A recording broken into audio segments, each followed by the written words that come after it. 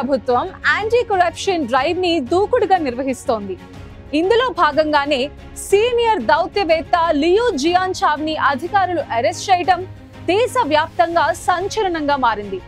ఇతర దేశాలతో Liu high profile meetings నిర్వహించడం, ఆయనే తర్వాత విదేశాంగ శాఖ మంత్రి అని ప్రచారం జరగడాన్ని కొంతమంది సహించలేకపోయారని, అందులో భాగంగానే ఈ అరెస్ట్ జరిగి ఉండవచ్చని విశ్లేషకులు చెప్తున్నారు. లియోని అరెస్ట్ చేయడానికి కారణాలేంటి? 2012 నుంచి 6.2 మిలియన్ల ప్రభుత్వ ఉద్యోగాలను జిన్పింగ్ ప్రభుత్వం ఎందుకు శిక్షిస్తోంది? Let's watch this story.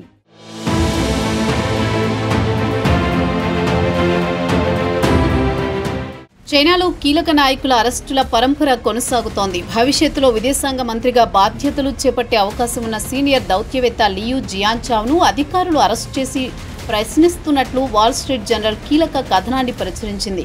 ఈ వార్త చైనా రాజకీయ దౌత్య రంగాల్లో సంచలనం సృష్టించింది. 61 ఏళ్ల లియూ చైనా కమ్యూనిస్టు పార్టీ అంతర్జాతీయ విభాగంలో కీలక పాత్ర పోషిస్తూ విదేశీ రాజకీయ పక్షాలతో సంబంధాలను నిర్వహిస్తున్నారు. ఇలాంటి నేపథ్యంలో ఆయన్ను అరెస్ట్ చేయడం సంచలనంగా మారింది. 2023లో మాజీ విదేశాంగ మంత్రి క్విన్ గాంగ్ తొలగింపు తర్వాత చైనాలో అత్యున్నత స్థాయి దౌత్యవేత్తపై జరిగిన అతిపెద్ద దర్యాప్తుగా విశ్లేషకులు భావిస్తున్నారు. లియూ జియాన్చావ్ను జూలై చివరిలో ఒక విదేశీ పర్యటన నుంచి బీజింగ్ తిరిగి వచ్చిన వెంటనే అధికారులు అదుపులోకి తీసుకున్నారని, ఈ అరెస్టుకు ఖచ్చితమైన కారణాలు వెల్లడి కానప్పటికీ ఇది చైనా కమ్యూనిస్టు పార్టీ యొక్క అవినీతి నిరోధక దర్యాప్తులో భాగమై ఉండవచ్చని నిపుణులు అభిప్రాయపడుతున్నారు. చైనా రాష్ట్ర సమాచార కార్యాలయం కమ్యూనిస్టు పార్టీ అంతర్జాతీయ సంబంధాల విభాగం వాల్ స్ట్రీట్ జర్నల్ కథనంపై స్పందించలేదు. జూలై 29న అల్జీరియాలో స్థానిక అధికారులతో సమావేశం నిర్వహించిన తర్వాత లియూ మళ్లీ బహిరంగంగా కనిపించలేదు.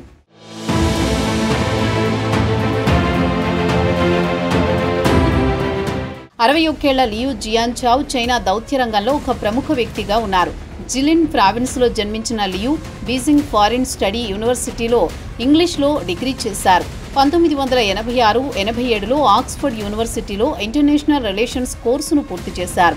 ఆ తర్వాత చైనా విదేశాంగ మంత్రిత్వ శాఖలో ట్రాన్స్లేటర్గా కెరీర్ ప్రారంభించారు. బ్రిటన్లో చైనా రాయబార కార్యాలయంలో పనిచేసి ఇండోనేషియా, ఫిలిప్పీన్స్లలో రాయబారిగా విధులు నిర్వహించారు.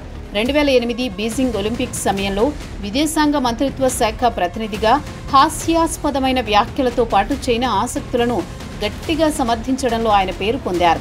ఇక 2015లో లియూ అవినీతి నిరోధక యూనిట్లో అంతర్జాతీయ సహకార విభాగానికి నాయకత్వం వహించారు.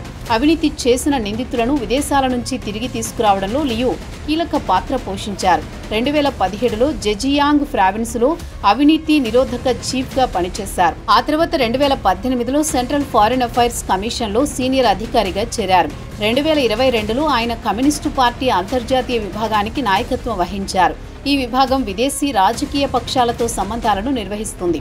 ఈ పదవిలో ఆయన 20 దేశాలకు పైగా పర్యటించి 160 దేశాల ప్రతినిధులతో సమావేశమయ్యారు. ముఖ్యంగా 2024లో అమెరికాలో మాజీ విదేశాంగ కార్యదర్శి యాంటోనీ బ్లింకెన్తో సమావేశం లియూ భవిష్యత్తు విదేశాంగ మంత్రిగా నియమితులవుతారని అంచనాలను పెంచింది.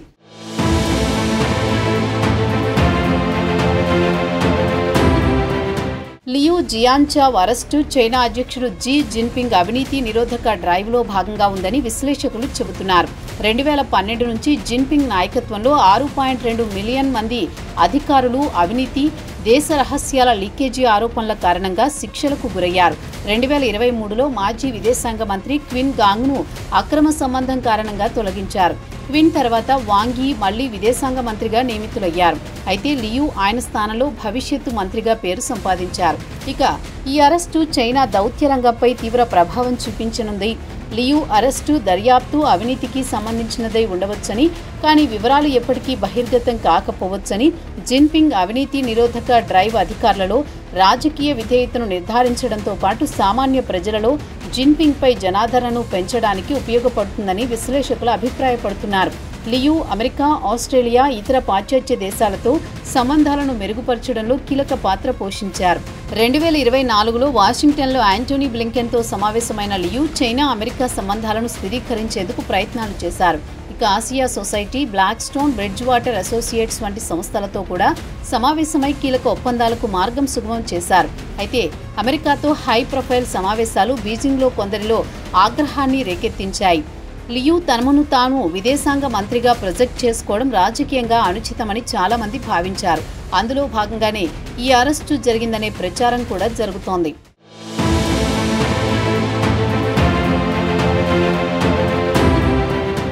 జిన్పింగ్ నాయకత్వంలో అవినీతి నిరోధక డ్రైవ్ చైనా రాజకీయ వ్యవస్థలో ఒక కీలక అంశంగా మారింది.